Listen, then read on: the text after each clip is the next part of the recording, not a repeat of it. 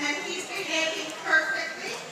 I have him framed between my left hand, which is his nose, and my right hand, which is controlling his rear end.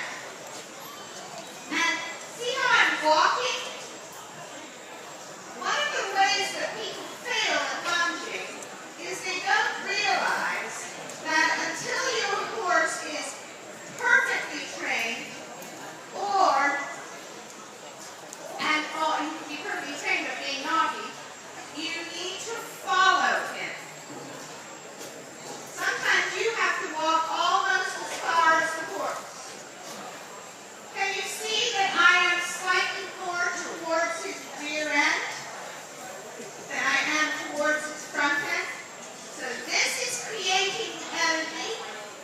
And as you can see, when I move the whip, he gets a little faster. I haven't even had to touch him yet. He's behaving so well. I'm going to go ahead, turn my whip around, let it go out just one more notch, and I'm going to ask him to trot. Trot, trot, trot.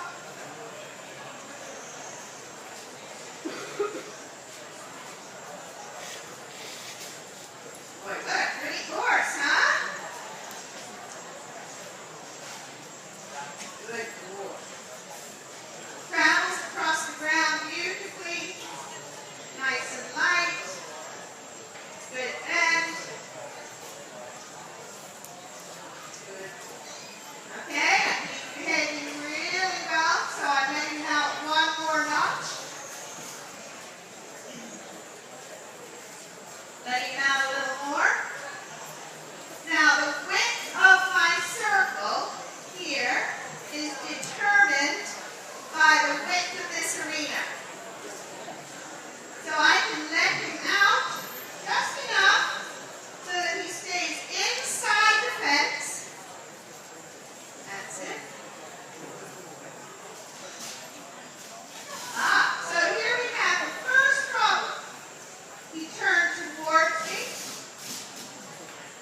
So all I'm going to do is walk up to him. I'm going to get myself back in position. Now he wanted to turn his head towards me. Notice I turned the whip around, pointed the handle at his head. So he knows that he can't turn towards me. Get it going forward again.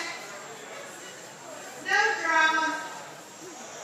Now he knows that if he turns towards me, it's not going to be a big deal, but he's just going to have to go back out and keep on going. Now ask him to trot. Now watch him a little. Not letting him out quite so far because once he did that once, he may well try and do it again. This time I'd like to catch him before he actually turned in towards me.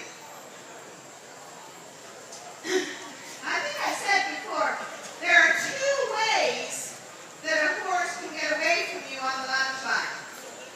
He can turn and run the route. There, see, now that's how I caught him. He turned in towards me, and even though I was talking, I managed to catch him with the end of the whip. Didn't even have to touch him. Sent him back out before he came in. So now, let me talk about the whip for a minute. All the whip is an extension of your arm.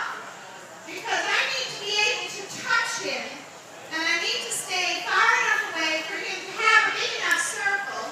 And also, if I have to start working him close a little bit, I need to stay far enough away so he couldn't kick me if he was to leave for a buck or